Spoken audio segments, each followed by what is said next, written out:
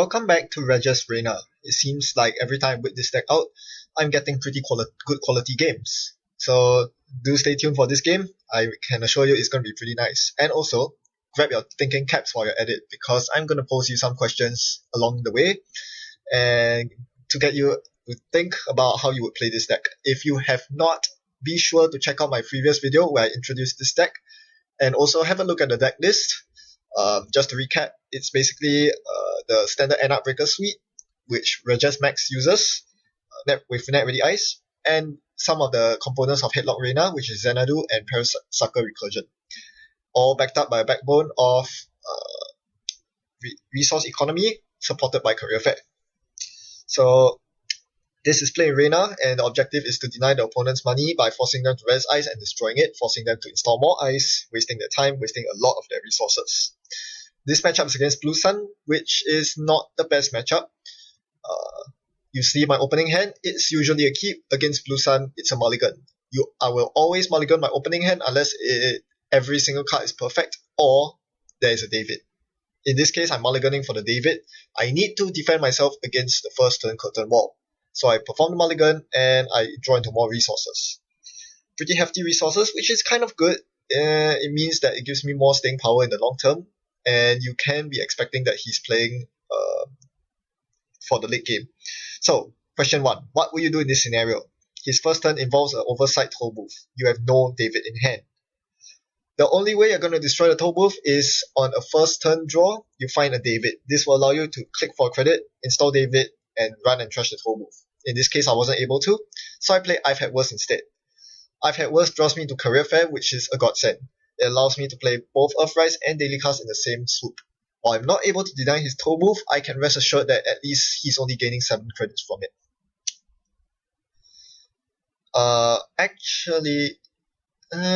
Yeah. Yep. Okay. So, actually, I think he does gain 8 credits from it. I'm not sure how Reina's ability works here. I need to check that out. But anyway, the next question. What do you do with this hand? Your Earthrise draws you into Knife and KD Jones. Now, the obvious play here is to install KT and use KT. What will you do with your last 2 clicks? I want to force him to res ice. Forcing him to res ice will trigger Reina's ability. So after installing KT, I force him to res the toll booth so that I don't eat the toll booth tax because I'm on 1 credit. Then I proceed to hit KD and click for a credit. So this is nuanced play right here, denying him credits while ensuring that I don't get hit by a toll booth. So once again, I do find my David here, but there's no oversight AI to be had. So now again, my objective is to force him to res as many pieces of ice as possible with the Reina tax. So my first click is immediately run on R&D. Let's see if he reses it. He does not. He's only on 8 credits, so I happily go through and see an agenda. That's not an agenda, that's an ice wall. Alright, so 3 more clicks. One of them will definitely be hitting KT. I have no money to play the Liberator accounts that was stuck in my hand from turn 1. Instead, I'll play the Daily Cast. Makes sense. Then I'll click for a credit and take hit KD, trashing a Parasite because against Blue Sun, Parasite is not that good without Data Suckers, and I haven't drawn into my Data Suckers yet. Here he scores an agenda. There's not much I can do about this. I've barely found any breakers. So, what do I do here? Very interesting choice. First, once again, I force him to res and ice on R&D. I see EBC, Bootcamp gets trashed. I can afford to trash it, therefore I will. And seeing his reluctance to res the R&D ice, I'm taking a gamble by playing the Dirty Laundry. Once again, that was successful. I think I saw a Jackson Howard. I'll leave it there. Third click, I run his remote, even though I know full well I won't be getting through, just to force him to res the ice wall, costing him 1 more credit than he wants. On my last click, I'm playing one of my resources, Liberator accounts or Visage. Tough choice here. Oh, sorry, of course, I have to load up KT. That's the obvious play. And I end up trashing the York. Because I expect that he's not running too many small code gates. At most, he'll have a couple of data pikes. So once again, I'm going to run R&D. He does not res it, so I'm just going to continue churning out KT money. She's up to 12 credits now, which is very good. Right for the picking this turn. But in the meantime, he does install a new item in the remote, which I still cannot contest. That's one problem with my play. If you've noticed, I haven't been aggressively drawing. I'm keeping the I've had words in my hand in case he's running a Scorch variant. But after running R&D and seeing the Adonis campaign, I'm now fairly sure he's running the Bootcamp Glacier. Yeah, vegan Bootcamp Glacier. So I think I should use my I've had words at some point. Now this turn, I did not use KT at all. I was too busy. I spent 2 turns running R&D, 1 turn installing Data Sucker, and 1 click drawing. Yes, those are my 4 clicks. So I had to forego KT there because I wanted to get my Data Sucker going. Knowing that I haven't found my breakers yet, my only route out at this point is Parasucker Recursion to destroy his ice. He's fairly rich right now. I'm hoping that Parasucker Recursion can kill him. So here I finally decide to take the tempo hit of installing Liberator accounts, but that will be compensated for by unloading KT. So now I have 17 credits, which are all useless because I cannot compete. I have to concede the remote once again. I have no way to get through Ice Wall. I could use Clone Chip to fetch a Parasite to kill the Ice Wall on the remote. That's probably not a good idea, because I'm pretty sure I won't be able to get through the innermost piece of ice. So instead, I force him to res the HQ ice, which once again costs him an extra credit. Then I proceed to install Xanadu, which is probably a mistake. Soon after, my opponent reminded me, and I realized that while it costs him 1 more credit to res all ice from now on, he will also get 1 more credit from bouncing ice from now on.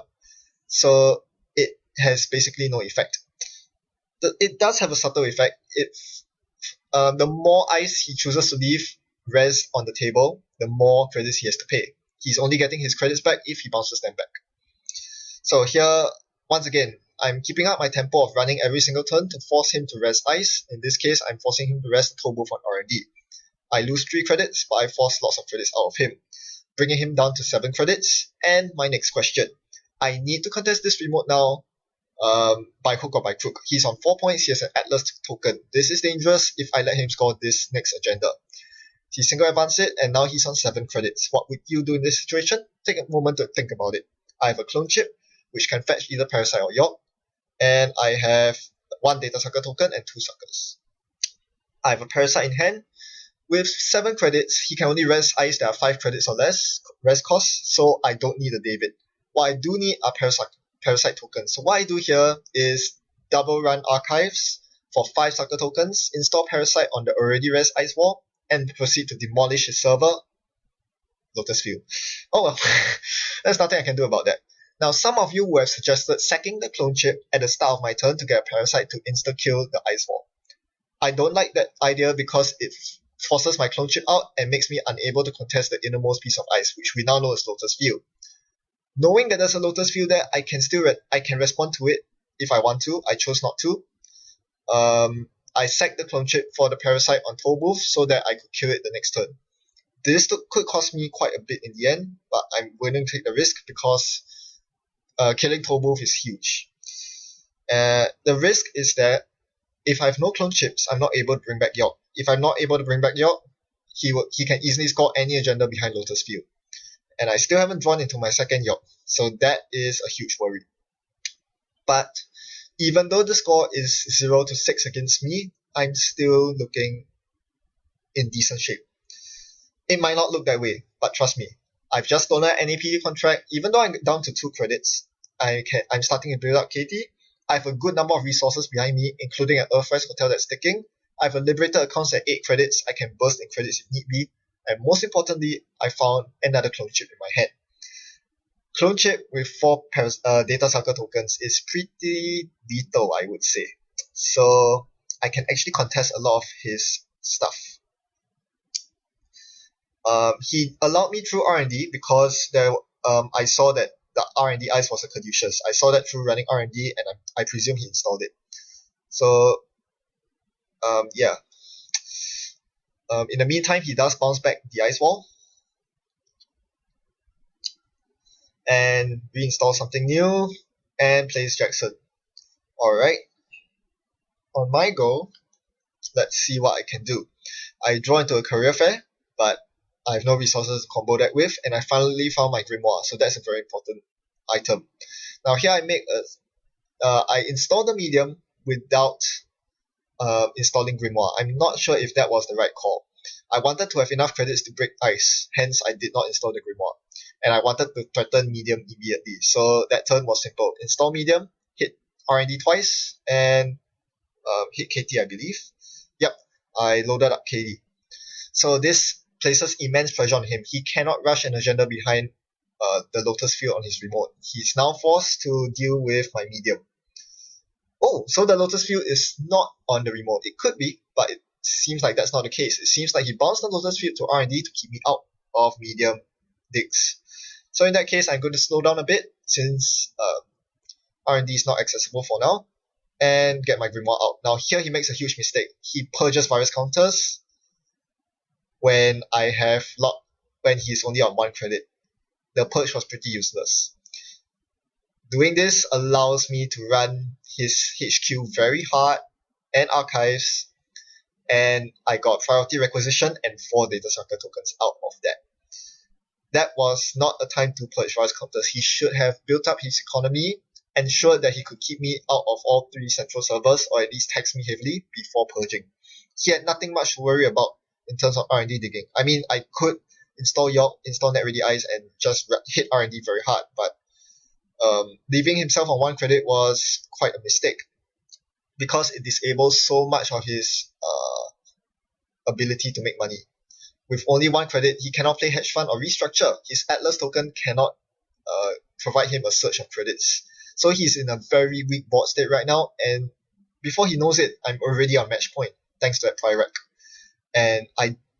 And now I'm looking very dominant. I have 21 credits, 22 after the Visage draw, and now I can afford to run and trash the Ash in his remote, confirming that this is indeed Bootcamp Glacier. So all I need to do right now is really to find the last York in my deck. I really don't want to set Clone Chip for that. I'd rather use Clone Chip for Parasite. Once I find the final York, I'll install it, install NetReadyEyes, and get things going. But I don't find it yet, so I'm just going to install NetReadyEyes first, hoping he doesn't run Power Shutdown. So once I find the York, I basically have free access to R&D, and I can load up medium tokens like free. In the meantime, he's busy clicking for credits and playing the hedge fund, installing a new something behind that remote. What do I do here? Well, he took 1 extra click that turn, so he takes back the remote install. So since I don't have to check his remote anymore, I'm just going for R&D. The first draw doesn't find me the York, so at this point, screw it, I'm going to sack the Clone Chip for the York so that I can dig R&D 3 times. This should put me at a very good position. First dig, Christian Grid. Christian Grid doesn't affect my deck too much, but I'm going to trash it anyway. I have a feeling he'll install your R&D if I don't trash it. And it allows me to see 2 fresh cards off the top, none of which are agendas. And I dig 1 last time. Hopefully there's an agenda this time. Nope, it's an Ash. I'll leave the Ash there because I can trash it later on if he does not fortify R&D. He really should fortify R&D. Let's see what he does. I think the right choice at this point is to bounce the Lotus Field if he does not have the strength for Sentry to block me out. Instead, what he does here is to use interns to fetch something. What is that something? There's not much in the way of taxing ice that he can stop me with, but he chose the wrong one. He chose Curtain Wall. He's on 15 credits. He needs 16 to res it because of Xanadu and Reina. He basically gave me 4 free medium runs, and that closed out the game. So yes, huge mistake on his part. Any other ice would have been better. Tollbooth, be it Tollbooth or Wormhole, which I saw in his archives as well. I mean, I had solutions for every one of those ice. Tollbooth would be insta-parasited. I mean, from my hand, I had a Parasite. The Tollbooth would go down in no time. Wormhole, I had a David. That's good for 3 runs. And obviously Curtain Wall, he was unable to res. Even if he did have an Oversight AI in hand, I had the David to counter that perfectly. So that glaring misplay aside, Blue Sun really isn't built for pure rush, and I don't think he should have played it that way. Even though it seemed pretty effective, he got out to 6 points very quickly. If that last agenda had been a priority requisition, things might have been different. But once again, I find the same thing observation in my games, and that is when the corp attempts to rush, they get punished heavily for it. This is the price they pay for grossly underestimating the disruptive power of Reina. He didn't expect that after a first turn oversight AI, he was going to be broke on credits, but that's exactly what happened.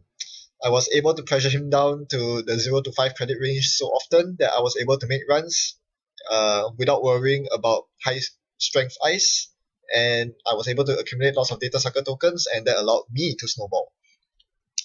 What I think he could have done was to tutor the Adonis and settle in for the long haul after he found he overscored the first Atlas. Which brings me to my next point. You must know when to rush agendas and when to step back and take it slow. There's no one correct answer against a particular deck, especially in this case against RegAss Reina, because in the early game, I'm so weak, you don't really want to spend that time building up. If you can score an agenda, you really should, especially if it's a powerful one like an Overscore Atlas or a Nisei Mark II or an Astro Script. If you can abuse the early scoring window where I have no Corroder, where I cannot contest a toll booth with less than 5 credits, by all means score that first agenda. That is your prime time. But from that point on, it is generally a good idea to leverage on the ability you get from scoring that agenda, or the threat that you have from being at match point, to just settle down, get more money to ensure that I cannot headlock you to oblivion or destroy your ice. Yeah, if you can turn off my data sucker engine, I'm pretty screwed. Of course, I'm not going to make it easy for you. With Reina's ability, I'm able to poke the corp on their R&D and HQ, force them to rest ice. If they don't, I'll see free agendas, and those might end up letting me win the game. If you let me get to 3 or 4 agenda points by the mid-game, I can choose not to play the ice denial route. Instead, I can just go all in on a deep medium dig in one turn, or leg work in one turn, and just close the game out. So that's the conundrum you face as a corp, and this is why it's so hard to play against RegAss Reina. Well, let's focus on my deck and let's see what I could improve on. This game, I had more than enough cash. After the first shipment from KD Jones, I was all set for the rest of the game. I basically saw all my money cards pretty quickly. Liberated accounts, so many of them, the 3 daily casts. I was flooded with money. I didn't need it since he wasn't running Seesaws. The breakers were really good. But the thing is, even though I'm only running 2 of each standard Anarch breaker with no program tutoring, I do have the flexibility of using Parasite. And once the first Parasite appears, I'm able to threaten getting through any ice simply by installing Parasite. So that is something good about this deck. That is, you are not completely locked out even though you don't find a Corroder for the entire game against Wayland. I demonstrated it, you can still win. As for memory, well, that was perfect. The Grimoire came exactly when I needed it. Nothing more I can say. The one knife that I swapped in for this particular game didn't come into play at all. It was sniped off by NetReady Ice and never saw use ever. Well, it is my out against Blue Sun when they get a successful oversight AI curtain wall off. Being able to knife curtain wall with 3 David counters is fantastic. And in every other matchup, breaking Eli permanently with knife is also a good call.